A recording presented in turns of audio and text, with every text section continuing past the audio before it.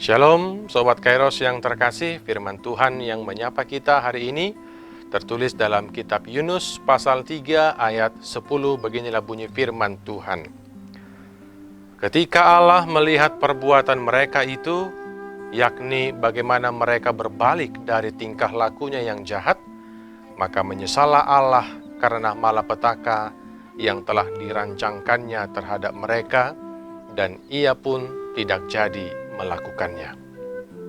Sobat Kairos yang terkasih, ketika membaca kisah hidup dari orang-orang yang divonis mati karena penyakit, atau mereka yang akan menjalani hukuman mati, kita akan melihat bahwa ternyata sisa waktu yang kita miliki itu sangat berharga.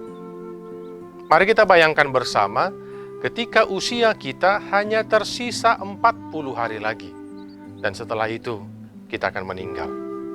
Tentunya, kita akan mempergunakan waktu yang singkat itu untuk melakukan hal-hal yang baik.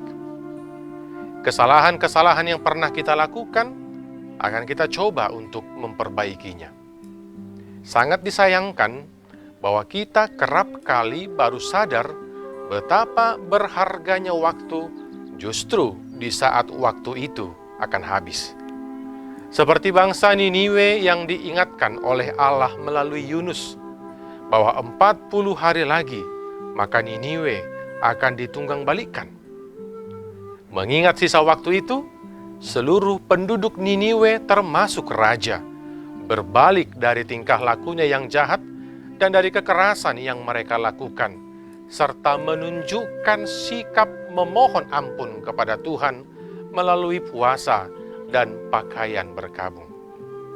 Hidup yang berada di ambang kebinasaan itu membuat pola hidup dan tingkah laku mereka berubah.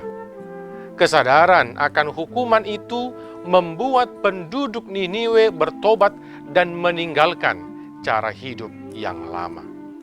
Sobat Kairos yang terkasih, kita tidak pernah tahu berapa jatah waktu hidup kita di dunia ini. Kita pun tahu bahwa kita tidak harus menunggu tua atau sakit-sakitan jika kematian itu menjemput. Sebab saat masih muda dan segar bugar pun, kita bisa mendadak harus meninggalkan dunia ini. Oleh karena itu, marilah kita gunakan waktu yang kita miliki ini dengan sebaik mungkin. Senantiasalah berbuat baik dan berbelas kasih kepada sesama. Allah itu adalah Allah yang adil dan yang berbelas kasih. Konsekuensi perbuatan jahat adalah hukuman, tetapi Allah tidak melulu menghukum. Allah juga akan melupakan penghukuman yang dirancangkannya kalau Dia melihat kesadaran kita, penyesalan kita akan dosa-dosa itu, dengan menunjukkan buah dari pertobatan, yakni hidup seturut dengan kehendak Tuhan. Tujuan Allah merancangkan penghukuman itu bukan untuk melampiaskan dendam dan amarahnya, melainkan untuk menegakkan kebenaran dan keadilan. Karena itu Sobat Kairos yang terkasih, selama masih ada kesempatan bagi kita, marilah kita berbuat baik kepada semua orang, sebagai buah dari pertobatan kita kepada Allah. Yakinlah bahwa Allah kita itu adalah Allah yang Maha Pengampun. Yehezkiel 33 ayat 11 berkata, Aku tidak berkenan kepada kematian orang fasik, melainkan aku berkenan kepada pertobatan orang fasik itu dari kelakuannya, supaya ia hidup. Bertobatlah dari hidupmu yang jahat itu. Selamat beraktivitas Sobat Kairos.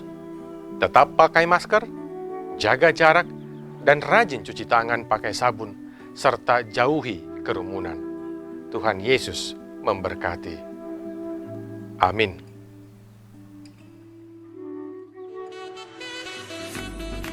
Tak berkesudahan kasih Tuhan. Tulisan ini dikumpulkan menjadi satu buku dan mudah-mudahan bermanfaat bagi pembacanya. Tuhan mantapkan langkahku. Pendeta Median KH Sirait MTH, Preses HKBP Distrik 8 DKI Jakarta Raya. Sikap dan peran pendeta HKBP di era revolusi industri 4.0.